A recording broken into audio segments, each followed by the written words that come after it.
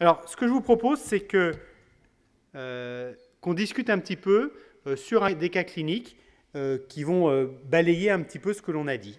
On est toujours dans le diagnostic. Il a 5 ans. Je vous laisse regarder l'histoire.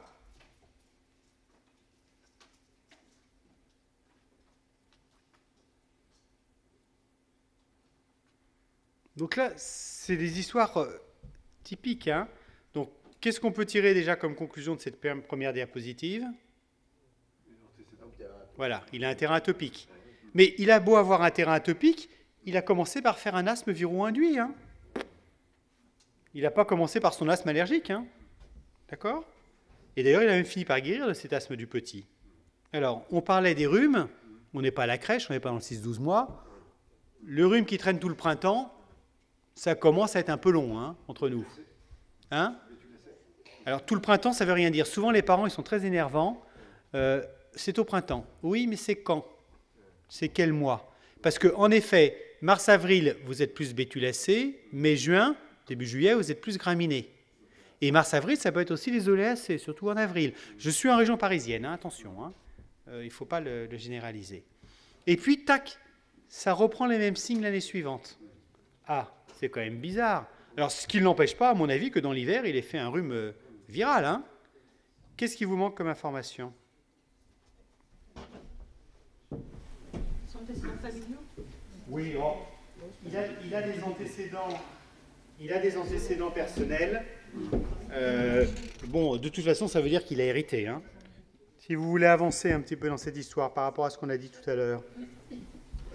Les mois exactement. Oui, exactement. Oui. Et puis surtout ce qu'on a dit tout à l'heure. Les mêmes mois et 2 années de suite. Voilà. La même correspondance. D'accord. Parfait. Détailler les signes. Voilà. Est-ce qu'il toussait? Vous avez la rhinite qui vient. Vous ne vous laissez pas embarquer sur la rhinite. Est-ce qu'il n'a pas de l'asthme associé? Et puis, il va falloir faire son bilan. Donc en fait, ce qui vous manque, c'est quel signe il a. La rhinite allergique, c'est quoi? C'est hydrorée, qu'on va prendre de l'ordre dans le paréo. Prurite. Le salude allergique. D'accord? Le prurite, l'hydrorée, le nez qui coule comme de l'eau, ça peut être jaune. Hein. C'est clair, puis ça devient jaune. Les éternuements, l'obstruction nasale, l'anosmie, on ne l'a jamais chez l'enfant, sauf qu'ils ont une... voilà. Les dates, les circonstances, hein, ce que tu nous disais. Et puis c'est vrai qu'on l'a envisagé tout à l'heure, s'il a pris un sirop antihistaminique et qu'il allait vraiment bien, il est sans fièvre, là on commence à... On est dans le lourd, là, hein, on est dans la rhinite allergique. Les signes associés, n'oubliez jamais ça. C'est pas parce qu'il vient sur une rhinite que vous vous laissez embarquer que sur la rhinite. Voilà. Est-ce qu'il a des toux à l'arrêt de l'effort? Est-ce qu'il tousse la nuit? Qui réveille l'enfant, qui réveille les parents, qui ne réveille pas l'enfant. À l'arrêt de l'effort, qu'est-ce qui se passe? Est-ce qu'il a eu des sifflements? Ils sont capables de ne pas vous le dire. Est-ce qu'il a pris de la ventoline? Ils sont capables de ne pas vous le dire, hein, parce qu'ils veulent l'oublier. Ah bah oui, on a pris, ça fait quoi? Bah ça fait disparaître la toux. Ok, merci. Le prurite, c'est le nez qui gratte? Le salut de l'allergique, il y en a 2. Il y avait un poster il y a très très longtemps de Faison, et il montrait des photos d'enfants, comme ça, et comme ça. Et le petit pli que vous avez ici, c'est souvent les enfants qui font trop souvent ça, le pli nasal. C'est le nez de l'allergique, ça. En plus, il y a les plis sous les yeux, donc il a pris... Bah, si en plus il a le regard typique, là, on a gagné. Il va falloir l'examiner, faire les prix, qu'il a beau avoir qu'une rhinite, je pense que ce n'est pas inintéressant d'avoir les EFR. Donc, c'est typique de la rhinite allergique, hein, on a les éternuements, l'hydrorée. On a la date, alors j'ai marqué le 8 mai. Le 8 mai, c'est facile, parce qu'en région parisienne, les graminées arrivent souvent vers le 8-9 mai. Je ne sais pas pourquoi, depuis des années, c'est comme ça. Comme on est dans la rhinite, il faut classer la rhinite. Est-ce que je suis dans une rhinite persistante, elle dure plus de 6 semaines, et est-ce qu'elle est persistante légère ou modérée sévère? Modérée sévère, ça gêne les activités, ça gêne le sommeil. Hein, et si vous êtes dans la rhinite persistante, modérée sévère, vous allez être dans des indications de traitement particulier, et c'est là justement où vous allez être dans les indications, entre autres, de la désensibilisation. L'examen, alors l'examen du nez, c'est facile. Hein, vous le faites, vous commencez par lever la pointe du nez, ce qui vous permet de bien voir, d'exposer les cornets. Vous voyez bien comment est la muqueuse, hein, filante souvent. Vous le faites se moucher, vous vérifiez si c'est. Vous retournez les paupières, parce que parfois ils ne se plaignent pas forcément des yeux, et vous pouvez arriver à des conjonctivites, voire des conjonctivites pavimenteuses. Vous le sculptez, et ben voilà, ça c'est typiquement un nez que vous pouvez faire même en levant la pointe du nez, vous n'avez presque pas besoin de l'otoscope. Hein, ce jus-là, clair, assez typique, comme on peut voir. Et pour ma part, surtout si vous le voyez en période pollinique, rapidement, j'ai fait une petite mesure pour être sûr, surtout en période pollinique, qu'il n'a pas d'obstruction bronchique. Et je lui donne un bêta-2 pour voir si ça ne bouge pas. Et comble de chance, il a des tests qui sont positifs que pour les graminées. Donc ça fait déjà 2 ans. Il est positif pour les graminées. C'est une histoire vraie. Alors quel est votre diagnostic? Là, c'est pas très... Voilà. C'est une rhinite persistante légère, parce qu'il n'y a pas de gêne dans le sommeil des activités. Il y a une conjonctivite, il n'y a pas d'asthme, et il y a une allergie isolée aux graminées. Donc ça, c'est facile. Alors, qu'est-ce que ça va être vos objectifs pour ce patient? Que son nez arrête de couler. Agir sur les...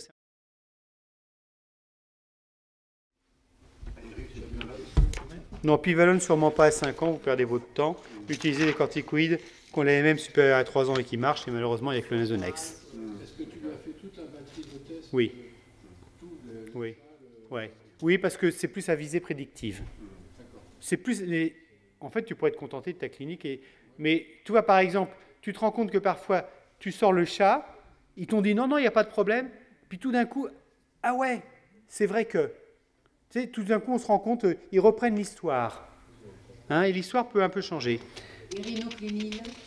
Le rhinoclinine, c'est de la béclométasone. Non, ça ne vient pas de sortir. C'est une vieille molécule dont ils ont changé le nom. C'est l'ancien béconase. Sauf qu'ils ont mis en solution aqueuse.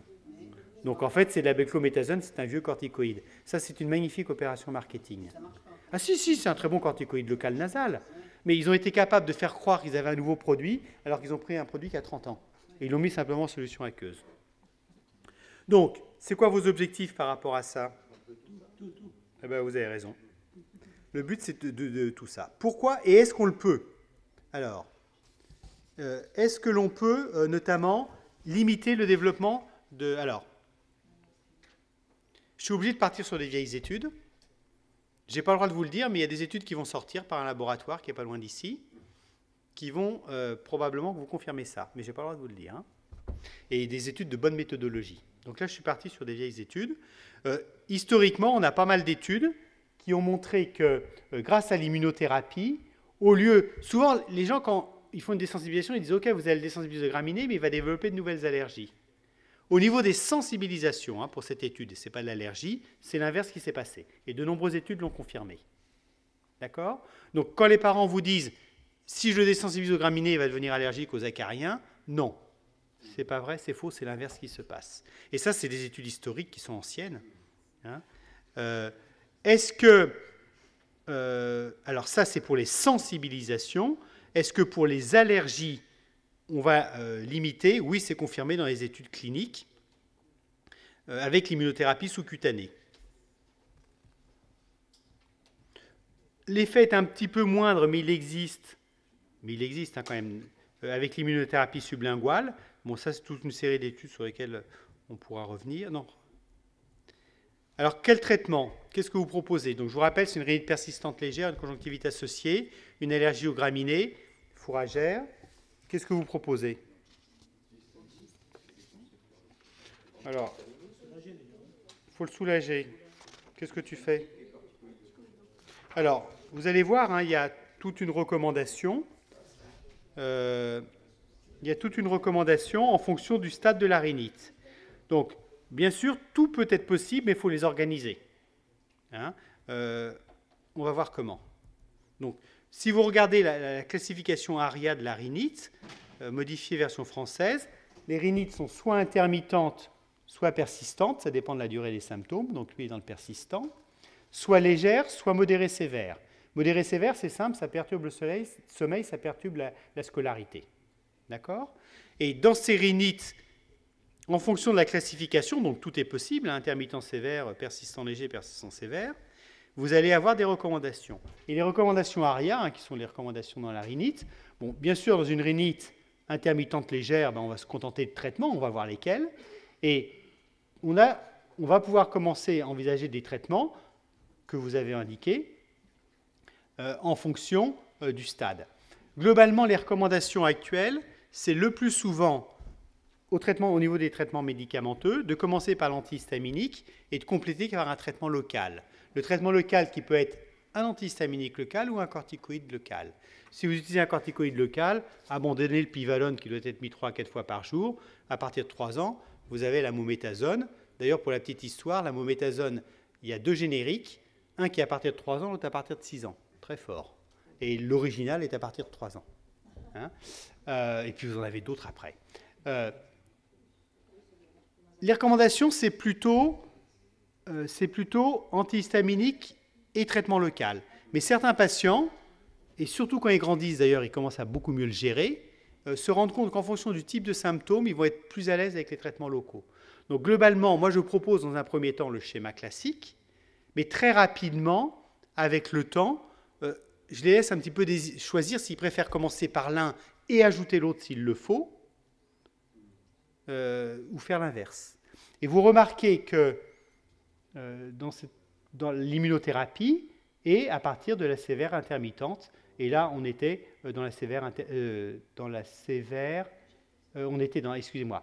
la persistante, sévère ou légère, je ne sais plus.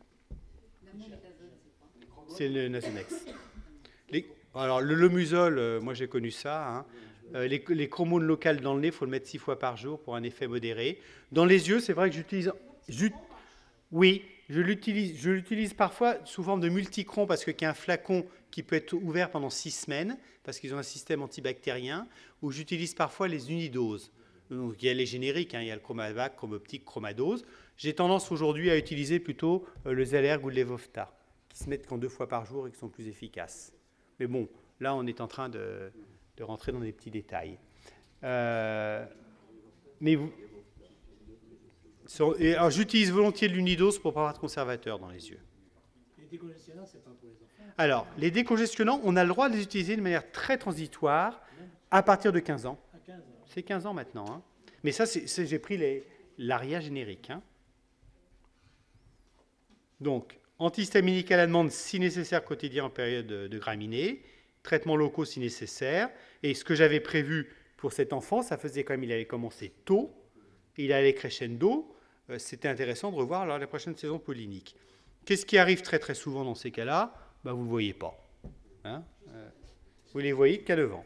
Il vient vous revoir, mais là, ils vous disent, bon, il a du mal à suivre son traitement. Le problème, c'est qu'il est passé d'une rhinite saisonnière à une rhinite perannuelle, qui est persistante et qui est devenue sévère en période de graminée, associée à une rhinite persistante légère en période d'hiver. Donc là, vous commencez à vous dire, cet enfant, peut-être qu'il a d'autres allergies qui sont en train d'apparaître. Et surtout, ce qui est beaucoup plus intéressant, malheureusement, c'est que cet enfant, à partir de l'âge de 7 ans, il a développé une toux spasmodique asthmatique, hein, qui est apparue. Ça, c'est quand même un schéma assez classique, hein, de la marche allergique dont on parlait. On commence par une rhinite allergique. Donc, on le voit en juin, on ne peut pas faire de test cutané, ils sont antihistaminiques. On fait des EFR, alors là, on peut le discuter, mais cette EFR, vous remarquez qu'elle n'est pas très loin de la normale de base, c'est la courbe bleue, mais qu'après bêta-2 adrénergique, il s'améliore de manière significative. Cet enfant, même s'il se plaint de rien, il a un petit fond d'asthme. Hein. Donc, on était parti d'une rhinite pollinique, et maintenant, on arrive à une rhinite pollinique et probablement à d'autres allergènes, et un asthme associé. Et quand vous le revoyez ce coup-ci en septembre, la fonction respiratoire s'est normalisée, et comme on pouvait s'y attendre, il s'est sensibilisé pour les acariens de la poussière de maison, et aussi sensibilisé aux bétulacées. Il a une rhinite perannuelle. Dans ces cas-là, il va falloir regarder un petit peu quel est l'allergène qui domine. Vous avez remarqué que la rhinite, elle est persistante sévère en période de graminée, et ça, c'est quelque chose qui est important. C'est quelque chose qui est important parce que dans les options thérapeutiques qu'on va prendre par la suite. Alors, est-ce qu'il était possible, à votre avis, d'essayer de limiter le passage de la rhinite à l'asthme? Comment on peut faire? Oui, mais quel traitement? Oui, traitement médicamenteux. Mais il n'y a aucune étude qui a montré qu'un traitement médicamenteux permettait d'éviter le passage d'une rhinite allergique à l'asthme. C'est le seul traitement. Alors, aujourd'hui, on a encore des études qui sont très correctes, mais pas de méthodologie optimale. Vous aurez bientôt, alors ça c'est la série d'études qui est très très connu, hein, c'est ce qu'on appelle la PAT study. Vous aurez bientôt une étude qui ira avec une méthodologie absolument optimale qui va vous confirmer cela. En fait, c'est des études prospectives randomisées, mais malheureusement, ce n'est pas en double aveugle. Donc c'est pour ça que c'est contestable. Ils ont pris des enfants qui avaient des rhinoconjonctivites, mais malheureusement, il y en avait qui avaient un petit peu d'asthme, et ils ont fait une désensibilisation en fonction du pollen auquel ils étaient sensibles, par voie injectable. Et globalement, qu'est-ce que vous voyez? Vous voyez que ceux qui ont été désensibilisés ont développé beaucoup moins d'asthme que ceux qui n'ont pas été désensibilisés, avec un recul important. Cette méthodologie n'est pas optimale. Une étude va bientôt vous montrer ça avec une méthodologie absolument parfaite.